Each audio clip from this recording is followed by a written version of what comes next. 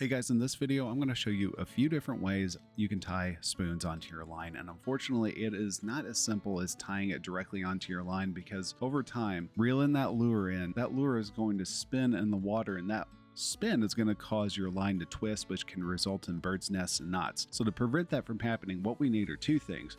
You need a split ring and then some kind of barrel swivel. Now, not all spoons come the same. Like these two spoons right here came with split rings on them already, whereas this Daredevil spoon right here doesn't have either one. So what we're going to do is I'm gonna move these two spoons out of the way. The first thing I want to do is add the split ring, and a really important tool that I find just makes things so much easier are split ring pliers. All right, so now I'm going to open up this ring with my pliers and then slide it onto the spoon. All I'm looking to do is just get it started. It can be a little tricky with these bigger spoons because they're so fat. It's all right. Open it up just like that.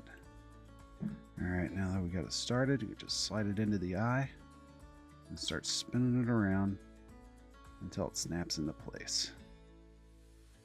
Take a little bit of elbow grease here, but we'll get it in there. There, she's starting to slide now. All right, yeah, it's a little tricky. That's all right. There we go. Boom. Now we've got it on there. Now, just like these two smaller spoons right here, I need to add a barrel swivel onto the Daredevil. But prior to the making of the video, I added the barrel swivels on there. So let's go ahead and add the barrel swivel. Now you got a smaller one right here. This is a size 10. That's what I'd be using for some of these smaller spoons. But since this is a larger spoon, I'm going to go with a size 6. Take my spoon yet again. We're going to open up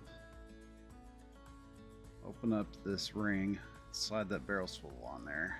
Now that I got the barrel swivel started, start spinning it around until it's completely on the ring.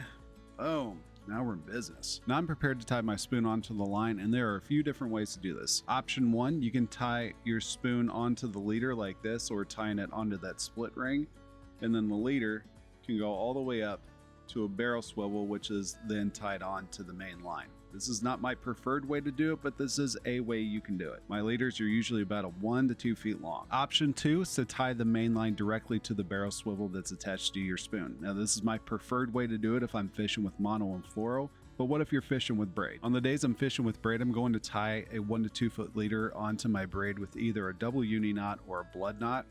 This right here is a piece of monofilament that I got tied on here. At that point, I'm going to tie my spoon on with a Palomar knot. Palomar knot is my #1 go-to knot. I love this thing. It never slips on me. These things are just absolutely rock solid. So go ahead and tie this knot on here.